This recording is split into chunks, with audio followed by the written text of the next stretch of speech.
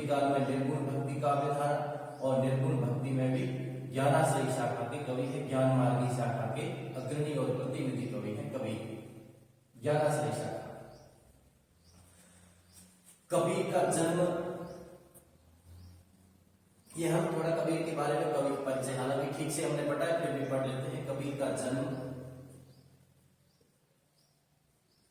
1398 ईस्वी में हुआ था ऐसा माना जाता है। हालांकि कबीर के जन्म को लेकर के विद्वानों में, आचार्यों में मतभेद है, फिर भी ऐसी मान्यता है कि अंतिम रूप से ये माना जाता है कि कबीर का जन्म 1398 ईस्वी में हुआ। कबीर हिंदी साहित्य का जो दूसरा काल विभाजन, वो दूसरा कालखंड है भक्ति काल की निर्गुण भक्ति की ज्ञानाश्रयी शाखा के प्रतिनिधि कवि थे, अग्रणी कवि थे। इसके अलावा कबीर संत काव्य धारा के भी अग्रणी और प्रतिनिधि कवि थे। कई आचार्यों और विद्वानों ने कबीर को समाज सुधारक और कवि दोनों माना, यानी पहले वो समाज सुधारक है और उसके बाद में कवि है। कबीर बहुत बड़े समाज सुधारक थे। समाज सुधारक इसलिए कहा जाता है कबीर को क्योंकि उन्होंने तत्कालीन समाज में धर्म के नाम पर जितने भी आडंबर व्याप्त थे, पाखंड, छुआछूत, कुरीतियां, इन सब का घोर विरोध किया और अपने काव्य में, अपनी वाणी से इन पर करारा प्रहार किया।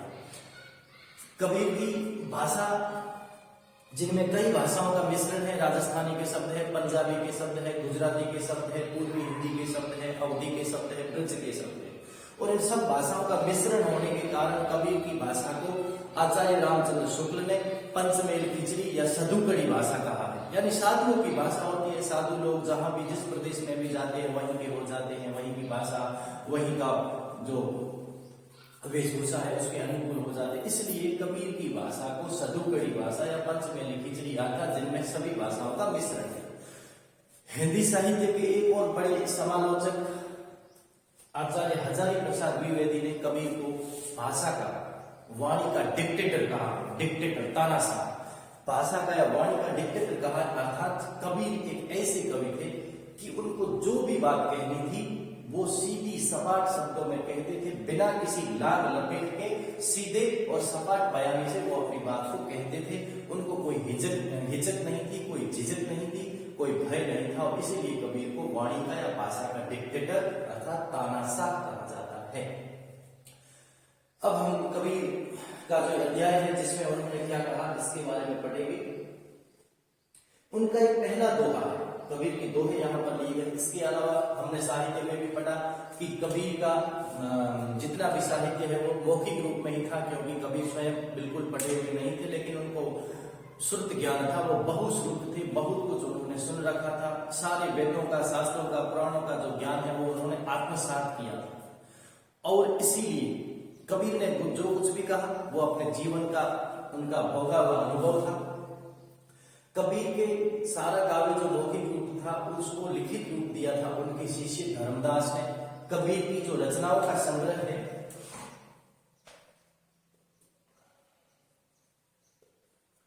कबीर की रचनाओं का संग्रह, ये कुछ महत्वपूर्ण जानकारी है।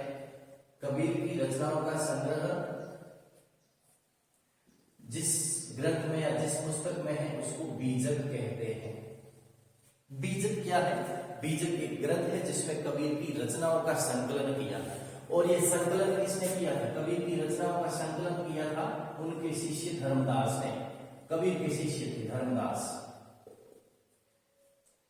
धर्मदास जो कबीर के शिष्य थे, धर्मदास ने कबीरदास की सभी जो मौखिक रचनाएं थी उनको सबको लिपिबद्ध करके ग्रंथ में संकलित किया, और उस ग्रंथ का नाम है बीजक, जिसमें कबीर की जो रचनाएं हैं वो 3 प्रकार की है, साखी, सबद और रमेनी। ये तीनों प्रकार की रचनाएं कबीर के शिष्य धर्मदास ने एक ग्रंथ में संकलित की थी, और उस ग्रंथ का नाम है बीजक। इसके अलावा जो गुरु ग्रंथ साहब है, गुरु नानक और आदि संतों के जो उपदेश है, सिख धर्म का जो पवित्र ग्रंथ है गुरु ग्रंथ साहब, तो गुरु ग्रंथ साहब या गुरु ग्रंथ साहिब में भी कबीर की कुछ रचनाएं जो है वो संकलित की गई है। लेकिन कबीर की रचनाओं का जो प्रमाणित संग्रह है वो बीजक है, जिसका संकलन उनके शिष्य धर्मदास ने किया था। और कबीर की रचनाओं का संग्रह बीजक में उसकी 3 प्रकार की रचनाएं हैं, साखी है, सबद है और रमेनी। अब इसमें प्रस्तुत जो हमारी पाठ्य पुस्तक है इसमें कबीर के कुछ दोहे दिए गए हैं, आओ हम इसके बारे में पढ़ेंगे। आप लोग अपनी पाठ्य पुस्तक के साथ साथ में पेन और अपने हाथ में कॉपी रजिस्टर रखिएगा, जिससे जो जो कठिन शब्द आते हैं उनको ठीक से आप लोग लिख सके, ताकि आगे आपको समझने में किसी भी प्रकार की कठिनाई न हो। मैं बहुत धीरे धीरे समझाने का प्रयत्न करूंगा।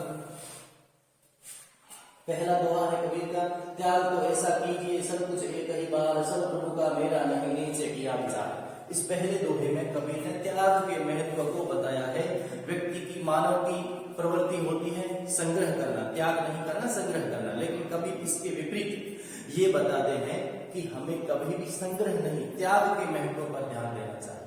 और त्याग तो ऐसा कीजिए सब कुछ एक ही बार, ये नहीं कि हमारे पास में जो है उसका थोड़ा सा अंश ही हम दें। कबीर क्या कहते हैं कि हम इस संसार में, इस संसार के माया जाल में ऐसे उलझ गए हैं और इस माया जाल में उलझ करके रह गए हैं, और हम जिस उद्देश्य से इस संसार में आए थे, मानव जीवन का एकमात्र जो परम उद्देश्य है वो है मोक्ष प्राप्ति, और उस मोक्ष प्राप्ति के लिए धर्म की राह पर, ज्ञान की राह पर चल करके और प्रभु तक पहुंचना, ये हमारे जीवन का उद्देश्य है। लेकिन संसार में आने के बाद हम अपने इस मूल उद्देश्य से भटक गए और संसार के भौतिक सुखों में और संसार के माया जाल में उलझ करके रह गए। इसलिए कबीर हमें चेतावनी देते हुए, हमें जागृत करते हुए, हमें हमारे जीवन का मूल उद्देश्य बताते हुए कहते हैं कि जो कुछ भी है वो सब उस परमात्मा का है, वो अदृश्य शक्ति है उनका, हमारा कुछ भी नहीं है। हम इस संसार में बिना कोई लेकर के खाली हाथ ही आए हैं, और जब इस संसार से जाएंगे उस समय भी खाली हाथ ही जाएंगे। हमारी ये सारी धन दौलत, ये सारी धरी की धरी रह जाएगी। तो इसलिए कबीर ने कहा, त्याग तो ऐसा कीजिए सब कुछ एक ही बार, बाकी कुछ नहीं रखिए। यानी हमारे भीतर यहां त्याग करने की बात है। त्याग का मतलब है हमारे भीतर जो अहंकार है, जो अहम भाव है, किसका त्याग? कबीर ने किसका त्याग करने की बात की? त्याग करना है, लेकिन त्याग किसका? मानव के भीतर,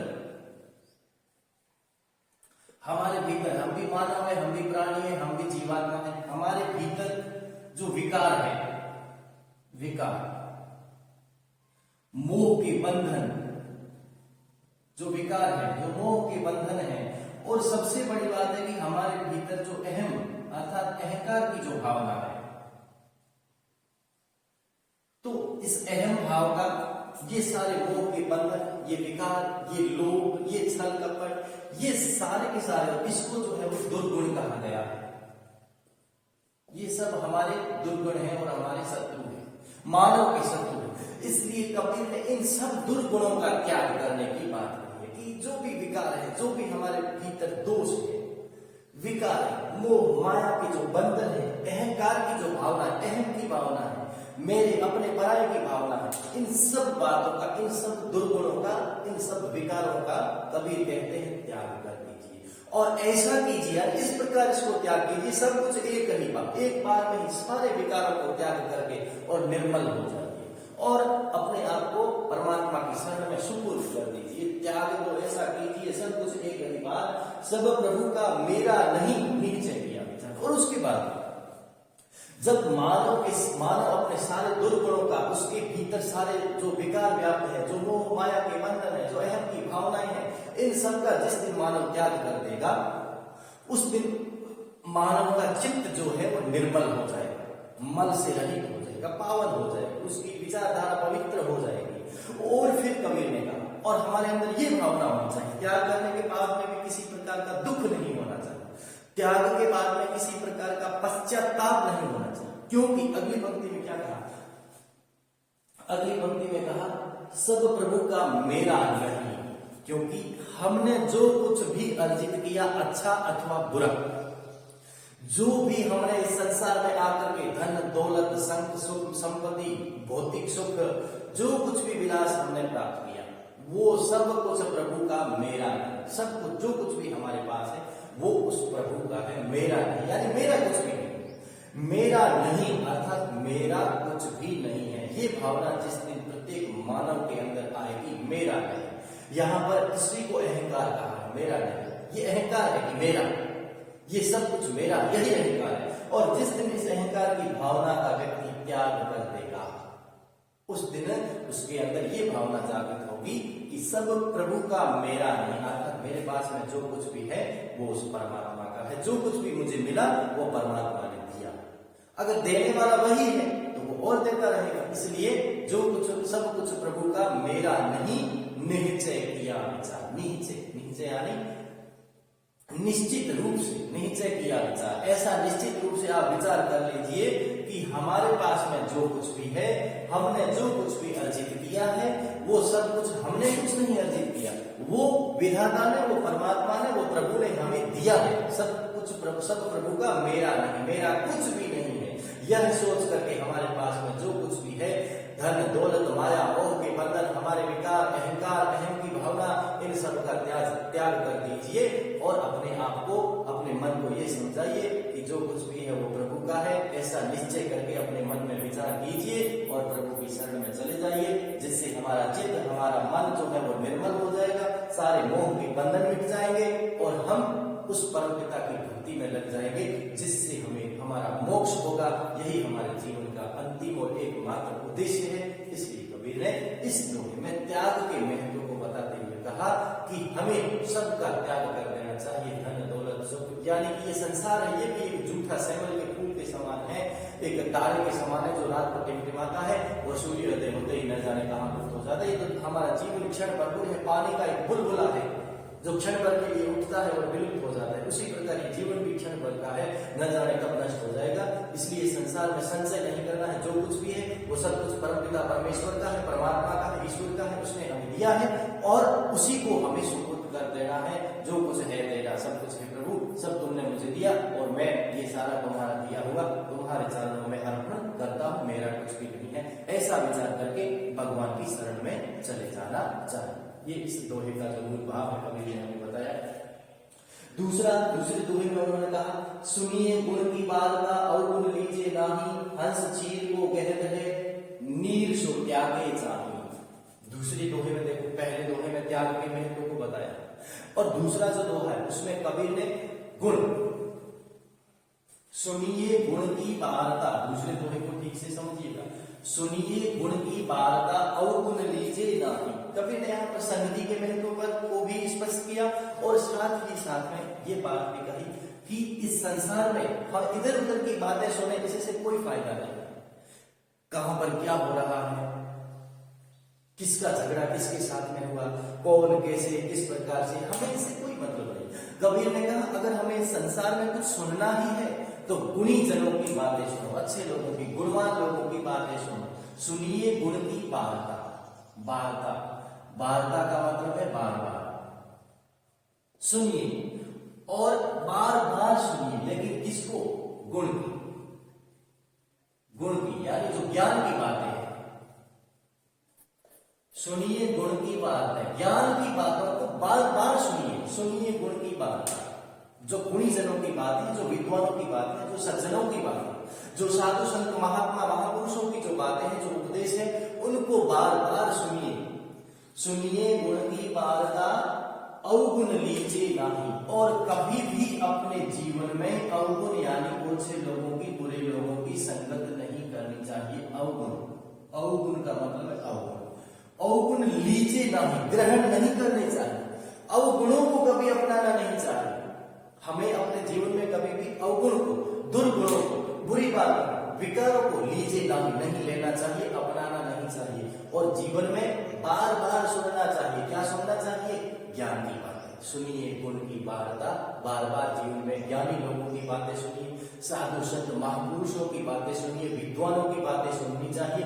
लेकिन जो लोग अज्ञानी हैं उन अज्ञानी लोगों की बातें नहीं सुननी चाहिए। और अज्ञानी लोगों के पास में गुण नहीं होंगे, अवगुण होंगे, इसलिए उन अवगुणों को कभी ग्रहण नहीं करना चाहिए। अवगुणों का त्याग और सद्गुणों का ग्रहण। सद्गुण कहां से मिलेंगे? ज्ञानी लोगों से मिलेंगे। और अवगुण जो अज्ञानी है, जो मूर्ख है, उनसे। इसलिए कभी भी अज्ञानी लोगों की संगत नहीं करनी, कभी मूर्खों की संगत नहीं करनी है। अवगुणों को नहीं अपनाना है, अवगुणों का त्याग करते हुए और गुणों की, ज्ञान की बातों को बार बार सुनना है। सुनिए गुण की वार्ता अवगुण लीजिए नहीं, हंस चीर को कहते हैं नीर सो त्यागे जाए। और कितनी बड़ी बात है कि किस प्रकार से हमें, क्योंकि ये संसार गुण और अवगुण दोनों से भरा हुआ है, ये संसार गुण और अवगुण दोनों से भरा हुआ है, लेकिन हमें इसमें अवगुणों को छोड़ करके केवल गुणों को ग्रहण करना है। और वो किस प्रकार से, ये हमारे अंदर विवेक होना चाहिए। विवेक का मतलब है अच्छा और बुरा सोचने की, अच्छा और बुरा पहचानने की समझ। इसी को विवेक कहते हैं कि व्यक्ति अच्छे और बुरे को समझ सके कि कौन सा अच्छा है जिसको ग्रहण करना है और कौन सा अच्छा नहीं है, बुरा है जिसको ग्रहण नहीं करना है, जिसको त्यागना है। इसलिए कबीर ने कहा ये संसार गुण और अवगुण दोनों से भरा हुआ है, लेकिन हमें इसमें केवल गुण की बातों को, ज्ञान की बातों को ही बार बार अपनाना है, अवगुण को नहीं लेना है। और ठीक उसी प्रकार अवगुणों का त्याग करना है जिस प्रकार हंस जो पक्षी होता है उसकी क्या विशेषता होती है कि वो किस प्रकार से एक गुणग्राही पक्षी है, वो गुणों को ग्रहण करता है। हंस चीर को कहते हैं, दूध और जल दोनों मिले हुए हैं। हंस पक्षी की विशेषता देखिए कि दूध और दूध में जल मिला दिया तो वो दूध जैसा हो जाता है। दूध में जो कुछ भी मिलता है ना, दूध में पानी मिलाने के बाद में हम उस पानी को अलग नहीं कर सकते, यही तो अवगुण है। दूध में पानी मिला दिया, पानी अवगुण है और दूध गुण है। अब हमें उसमें से सार को ग्रहण करना, दूध को ग्रहण करना। जैसे हंस चीर को कहते हैं नीर सो त्यागे ऐसा, जिस प्रकार हंस जो है वो दूध और पानी दोनों मिले हुए होते हैं, लेकिन उनमें केवल चीर यानी दूध को हंस चीर को कहते हैं। चीर ये कबीर की जो भाषा है, सदुकड़ी देशज भाषा है चीर, इसका तत्सम रूप होता है खीर की, और इस खीर का मतलब होता है दुग्ध अर्थात दूध। हंस चीर को कहते हैं, हंस क्योंकि दूध और पानी दोनों मिले हुए होते हैं, दूध और पानी दोनों मिले हुए होते हैं। अब आप कबीर ने यहाँ पर देखिए, दूध जो है वो सद्गुणों का प्रतीक है, अच्छे गुणों का प्रतीक है। दूध जो है वो अच्छे गुणों का प्रतीक है और पानी जो है वो अवगुणों का प्रतीक है, अवगुण का। लेकिन कबीर ने क्या कहा, हंस जो है वो चीर केवल दूध को ग्रहण करता है, और हंस चीर को कहते हैं नीर से त्यागे चाहिए। और नीर का मतलब होता है पानी, नीर को त्यागे, पानी को छोड़ देता है। यानी जिस मुहावरा में दूध का दूध, पानी का पानी करना, ये कौन कर सकता है, हंस कर सकता है।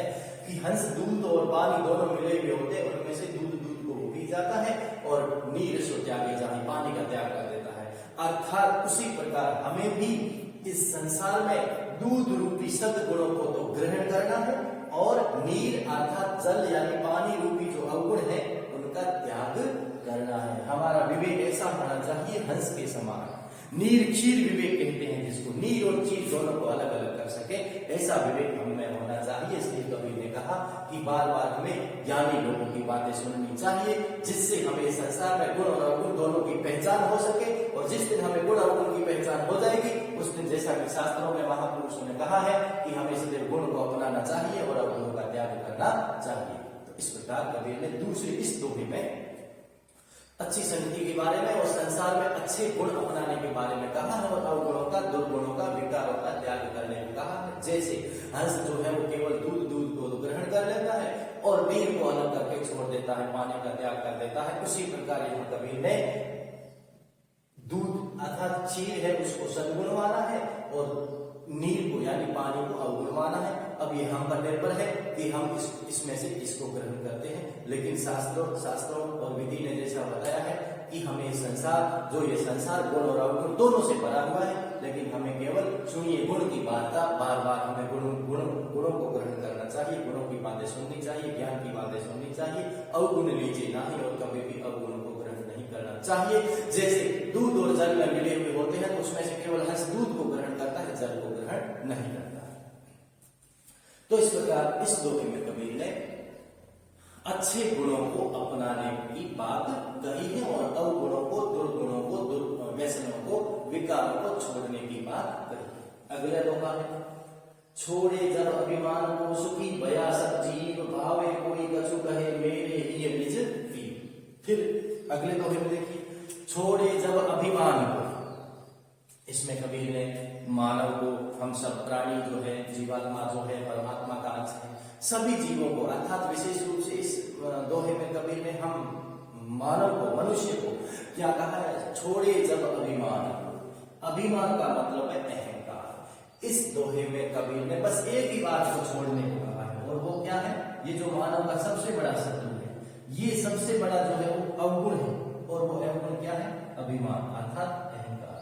अहम की भावना कि मैं सब कुछ मैं ही हूं, ये इसको अहंकार या अभिमान कहते हैं। कबीर ने कहा छोड़े जब अभिमान को, जिस दिन व्यक्ति अपने भीतर के अहंकार को छोड़ देगा, छोड़े जब अभिमान को, जिस दिन व्यक्ति अपने भीतर के अहंकार को छोड़ देगा, सुखी भया जग जीव, उस दिन यह जीव, जीव का मतलब जीवात्मा अर्थात मानव, हम भी एक जीव है और हमें भी आत्मा है, प्रभु का अंश है, इसलिए हम भी क्या है? जीवात्मा है। और जीवात्मा का अंतिम उद्देश्य क्या है? परमात्मा से मिलना।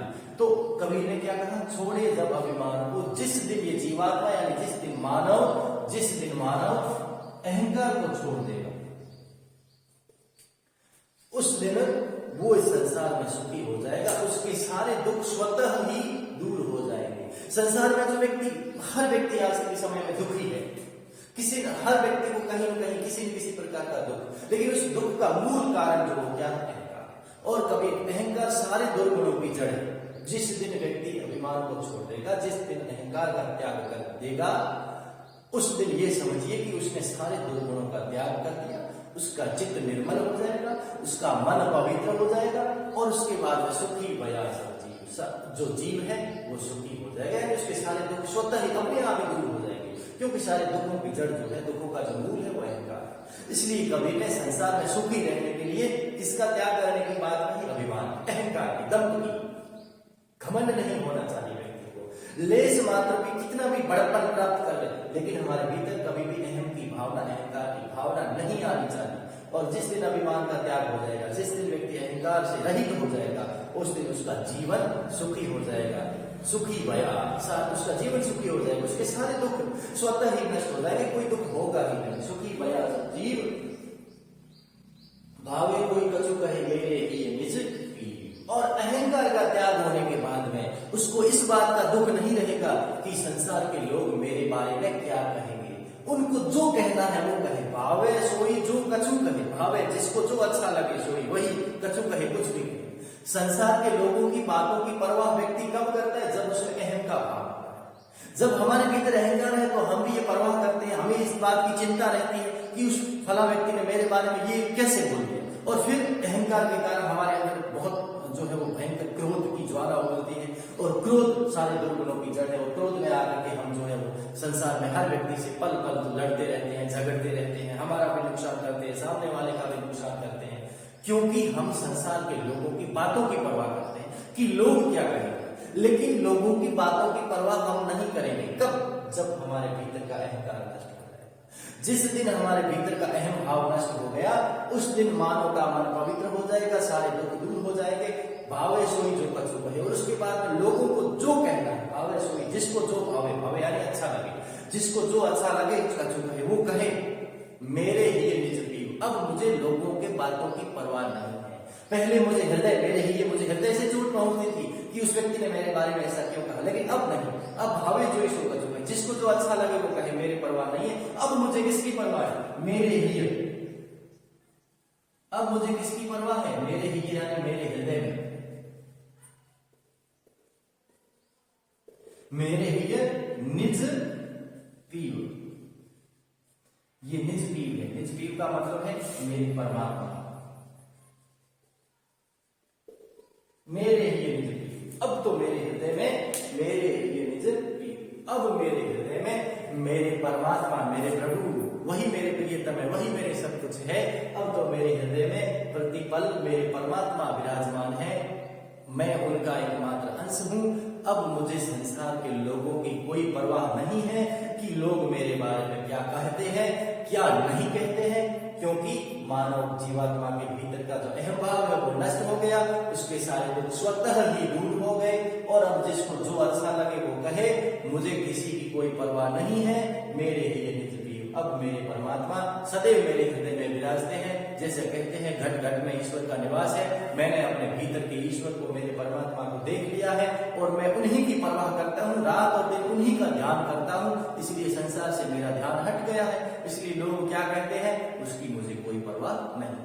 तो इसमें कबीर ने अहंकार को त्याग करके और रात और दिन संसार के लोगों की बातों से अपना ध्यान हटाकर और कहाँ लगाने को कहा है? परमात्मा में, जो हमारे भीतर भीतर है, हमारे हृदय में है, निवास करते हैं परमात्मा, वहां अपना ध्यान लगाने को कहा है। और परमात्मा में ध्यान कब लगेगा? जब हमारे भीतर का जो अहंकार है उसको हम छोड़ देंगे, संसार के लोगों की बातों की परवाह करना छोड़ देंगे, लोग क्या कहेंगे ये जिस दिन छोड़ देंगे उस दिन हमारा ध्यान संसार की बाहरी चीजों से हट करके और अपने हृदय के भीतर विराजमान परमात्मा में लग जाएगा और मानव जो है वो सुखी हो जाएगा। सुखी भया जीव, तब जाकर जीव जो है वो सुखी हो जाएगा। तो इस प्रकार कबीर ने बहुत अच्छी आध्यात्मिक बात कही कि अहम भाव को त्यागो, संसार के लोग क्या कहते हैं उनकी बातों पर ध्यान मत दो, अपने भीतर झांको, हमारे घट में हमारे हृदय रूपी जो मंदिर है, हृदय में परमात्मा का निवास है, उसी परमात्मा के दर्शन करो, उसी में जो है वो मग्न हो जाओ, जिससे बाहर के सुख दुख हम सब भूल जाए। फिर आगे कबीर ने कहा, जाति न पूछो साधु की पूछ लीजिए ज्ञान, मोल करो तलवार का पड़ा रहने दो म्यान। ज्ञान की बात बताते हुए फिर कबीर ने क्या कहा कि हमें केवल संसार में अच्छी चीजों को छोड़ना चाहिए। अच्छी चीजों का मतलब, अच्छी बातों का मतलब ज्ञान से है, सद्गुणों से है। हमें केवल सद्गुण रूपी बातें सुननी चाहिए, अच्छी बातें, महापुरुषों के कथन, साधु लोगों की संगत, विद्वानों की संगत करनी चाहिए और उनकी बातें सुननी चाहिए। और संसार में जाति पाति के बंधन में नहीं पड़कर, इस दोहे में क्या कहा, जाति न पूछो साधु की। जो वास्तव में साधु है, जो महात्मा है, जो सज्जन है, अगर हमें कहीं मिले तो मिलते ही हमें उनका परिचय नहीं पूछना चाहिए। महात्मा जी क्या जाति है, किस गांव के हो, किस वर्ण के हो, क्या नाम है, क्या जाति है, कौन सा समाज है, नहीं, जाति न पूछो। साधु महात्माओं की कोई जाति नहीं, उनकी एक ही जाति, और वो जाति क्या है, कि साधु है। इसलिए साधु जाति न पूछो साधु की, साधुओं की कभी जाति नहीं पूछनी चाहिए। पूछ लीजिए ज्ञान, साधु से अगर कुछ पूछना है तो ज्ञान पूछिए, पूछ लीजिए ज्ञान, क्योंकि मोल करो, उदाहरण क्या दिया कबीर ने, जैसे मोल करो तलवार का पड़ा रहने दो म्यान। म्यान का मतलब तलवार का जो बाहरी आवरण होता है, जिसके भीतर तलवार रखी जाती है, बाहरी आवरण जो है उसको म्यान कहा है, बाहरी आवरण। तो तलवार का जो म्यान है, जिसके भीतर तलवार रखी जाती है, म्यान यानी बाहरी आवरण, वो कितना ही सुंदर आकर्षक क्यों न हो, लेकिन उसका तो कोई मोल नहीं होता, क्योंकि मोल तो किसका होता है, तलवार का होता है। अगर उसके भीतर जो तलवार है उसमें कोई धार नहीं है और वो कोई काम नहीं आ सकती, जो तलवार जिस काम के लिए ली जाती है उस काम में नहीं आती है, तो फिर तलवार का क्या मतलब, बाहरी आवरण, ज्ञान तो केवल बाहरी आवरण है। तो बाहरी आवरण का आकर्षक होना जरूरी नहीं है। ठीक उसी प्रकार साधु लोगों से उनके भीतर जो ज्ञान है उस ज्ञान को पूछिए, ज्ञान की बातें पूछिए और उस ज्ञान को ग्रहण कीजिए। साधु की बाहरी आवरण यानी साधु की वेशभाषा पर मत जाइए कि साधु कैसा है, किस प्रकार के वस्त्र पहन रखे, ये बाहरी आवरण है। वस्त्रों से साधु का मोल नहीं होता, वस्त्रों से साधु की परिभाषा तय नहीं होती, साधु की परिभाषा तय होती है उसके ज्ञान से। इसलिए हमें साधु से ज्ञान पूछना चाहिए, सदाचार की बातें करनी चाहिए, ज्ञान और विवेक की बातें करनी चाहिए। जाति न पूछो साधु की, संत महात्मा से कभी जाति नहीं पूछनी चाहिए। जिस प्रकार हम केवल तलवार का मोल करते हैं, मूल्य तलवार का होता है, दाम तलवार के तय किए जाते हैं, मोल भाव तलवार का किया जाता है, म्यान का नहीं। म्यान तो तलवार के साथ में स्वतः ही मिलता है, उसका कोई महत्व नहीं, क्योंकि म्यान बाहरी आवरण है, बाहर की चकाचौंध है। इस बाहर की चकाचौंध से कुछ नहीं, भीतर क्या है उस पर ध्यान देना है। जैसे साधु बाहर से वस्त्रों से तो खूब सुसज्जित साधु लग रहा है, लेकिन उसके भीतर यदि ज्ञान नहीं है तो वो साधु नहीं है। इसलिए जाति न पूछो साधु की, संत महात्मा से कभी जाति नहीं पूछनी चाहिए। पूछना ही है तो उनसे ज्ञान पूछिए। जैसे तलवार का मूल्य लिया जाता है उसके बाहरी आवरण म्यान का नहीं, म्यान का कोई मूल्य नहीं, तलवार का मूल्य होता है। ठीक उसी प्रकार साधु के वस्त्रों का कोई मूल्य नहीं, उसके रंग रूप का कोई मूल्य नहीं होता है, मूल्य होता है उनके ज्ञान का। तो इसमें कबीर ने जो ज्ञान की बात है उस पर महत्व दिया और संसार की जो बाहरी आवरण जो चमक है, चमक दमक जो है उससे दूर रहने को कहा। फिर आगे कबीर बताते हैं कि संगत कीजिए साधु की कभी न निष्फल होए, लोहा पारस परसते सो भी कंचन। अब देखिए संगति का महत्व कितना महान होता है, संगति का असर कैसे मानव जीवन पर पड़ता है। कबीर ने इस बात पर, संगति की महत्व पर बल देते हुए कहा, संगत कीजिए साधु की कभू न निष्फल हो।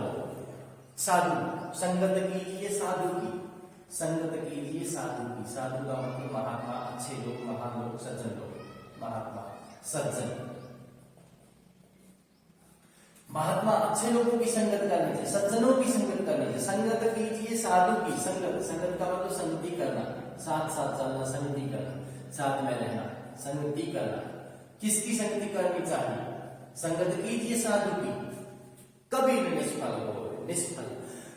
अगर संत महात्माओं की संगत हमने की, अच्छे लोगों की, सज्जनों की संगत करेंगे तो वो संगत कभी भी निष्फल नहीं होगी, यानी उसका कोई ना कोई अच्छा फल हमें अवश्य मिलेगा। संगत कीजिए साधु की, कभी न निष्फल हो, वो बिना फल कभी नहीं जाएगी, उसका फल अवश्य हमें मिलेगा। संगत कीजिए साधु की, कभी न निष्फल हो, लोहा पारस परसते शोभी कंचन हो। जैसे उदाहरण देकर कितना कैसे समझाया, लोहा पारस परसते। पारस, पारस एक प्रकार का पत्थर होता है, एक प्रकार का पत्थर, पारस। लोहा पारस परसते, और इस पत्थर की विशेषता क्या होती है? पारस एक पत्थर, और इस पत्थर की विशेषता क्या होती है कि लोहा जो एक धातु होती है, वो लोहा पारस परसते, परस, परस का मतलब स्पर्श करना, ये परस है, परस का मतलब होता है स्पर्श करना।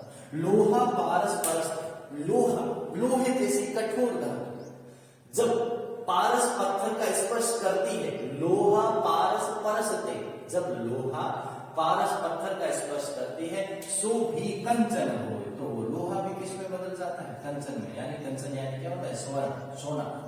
लोहा पारस परसते सो भी। देखो संगति का कितना अच्छा महत्व होता है। यदि हमारी संगति अच्छे लोगों की, संगत कीजिए साधु की, यदि हमारी संगति जो है वो पारस रूपी साधु की है, सज्जनों की है, तो वो कभी निष्फल नहीं होगी। जैसे देखिए लोहा एक कठोर धातु होती है जिसको जंग भी लग जाता है, लेकिन एक लोहे जैसी कठोर धातु भी यदि पारस पत्थर का स्पर्श भी कर लेती है, उसकी संगति में रहती है, तो वो लोहा भी सोना बन जाता है। ऐसी मान्यता है कि पारस एक इस प्रकार का पत्थर होता है कि उस पत्थर को छूने से लोहा भी सोने में तब्दील हो जाता है, परिवर्तित हो जाता है। इसलिए कबीर ने कहा कि साधु लोगों की संगत तो वह पारस पत्थर है जो लोहे जैसे अज्ञानी लोगों को भी स्वर्ण, सोने जैसा यानी ज्ञानी बना देते हैं। इसका भावार्थ देखिए, साध संगत कीजिए साधु की, साधुओं की जो संगत है वो पारस पत्थर के समान है।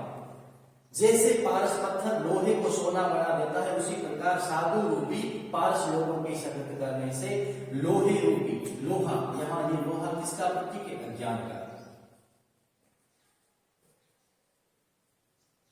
अज्ञानी लोग भी कंचन, ज्ञानी हो जाते हैं। ये देखो, ये इसका भावार्थ। साधुओं की संगत करने से, यहां पारस, पारस प्रतीक है किसका? साधुओं का, साधु का प्रतीक है पारस। साधु रूपी पारस की संगत करने से लोहा रूपी अज्ञानी लोग भी कंचन रूपी ज्ञानी यानी सोना बन जाते हैं। कितनी बड़ी बात कही। इसलिए क्या कहना, संगत कीजिए साधु की, कभी न निष्फल हो। संत लोगों की संगत, महात्मा लोगों की संगत, अच्छे लोगों की संगत कभी निष्फल नहीं होती, यानी व्यर्थ नहीं जाती, बेकार नहीं जाती। निष्फल यानी व्यर्थ या बेकार। साधु लोगों की संगत कभी बेकार नहीं जाती। जैसे पारस का स्पर्श करने से लोहा सोना बन जाता है, उसी प्रकार संत महात्माओं की संगत करने से अज्ञानी से अज्ञानी व्यक्ति भी जो है वो ज्ञानी बन जाता है। अर्थात कबीर ने इसमें संगति का महत्व बताया, लेकिन सदैव अच्छे लोगों की संगत करनी चाहिए, साधु संत महात्मा सज्जनों की संगत करनी चाहिए, और दुष्ट लोगों की संगत से हमेशा दूर रहना चाहिए। फिर है मारिये आशा सापिनी जिन नसिया संसार, ताकि औसतोष है ये गुरु मंत्र विचार। अब क्या कहा कबीर ने, देखो, मारिये आशा सापिनी जिन दसिया संसार, मारिये आशा सापिनी जिन दसिया संसार। दसिया यानी डस लिया है, इस सारे संसार को एक ऐसी जहरीली भयंकर सापिनी यानी नागिन है, सर्पिनी है, जिसने सारे संसार को डस लिया है। और वो सापिनी क्या है? आशा। मारिये आशा सापिनी, आशा सापिनी, मारिये आशा सापिनी। आशा सापिनी यानी आशा रूपी नागिन। ये देखो रूपक अलंकार है।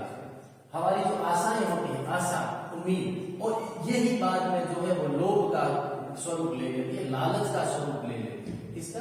लालच का, ईर्ष्या, लालसा, और अंत में वो तृष्णा में तब्दील हो जाती है। तृष्णा। ये आशा रूपी सापिन जो है, भयंकर जो नागिन है, आशा रूपी नागिन है, कबीर कहते हैं इसको मारिए, यानी इसको खत्म कीजिए। किसको?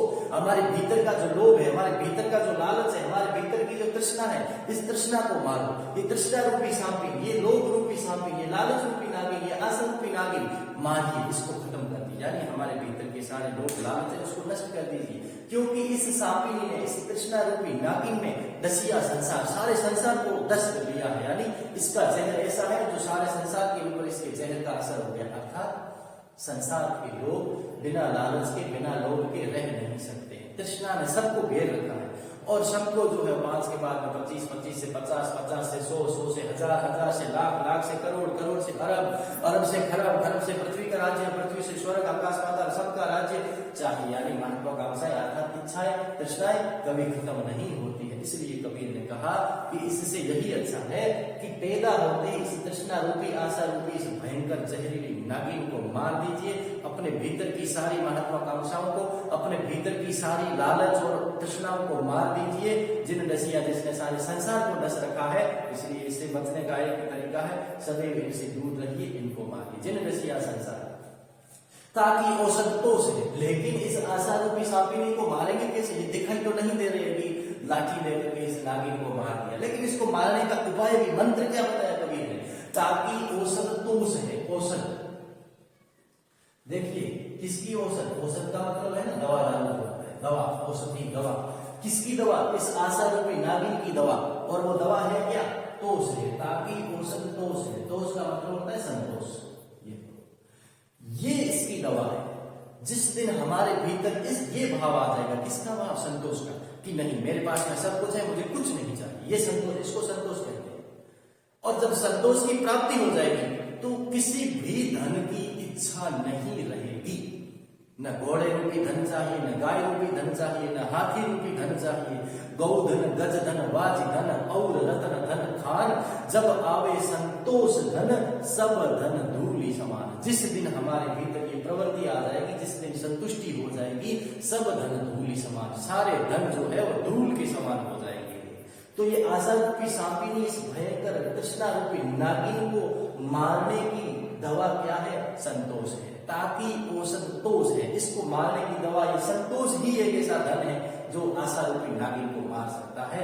ताकि औसतोष है, कहीं कबीर विचार। कबीरदास कहते मैंने तो ये विचार कर लिया, मैंने तो इसको अपने जीवन में अनुभव किया और मैंने ऐसे तृष्णा रूपी नागिन को अपने संतोष रूपी दवा से मार दिया। इसलिए अब मुझे ये नागिन का मेरे ऊपर कोई असर नहीं है, मेरा जीवन सुखी है, मेरे सारे दुख दूर हो गए, क्योंकि मैंने इस नागिन को अपने भीतर पैदा ही नहीं होने दिया। इसलिए हमें भी इस सारे लालच, लोभ, तृष्णा के बंधन से मुक्त होना जाना चाहिए।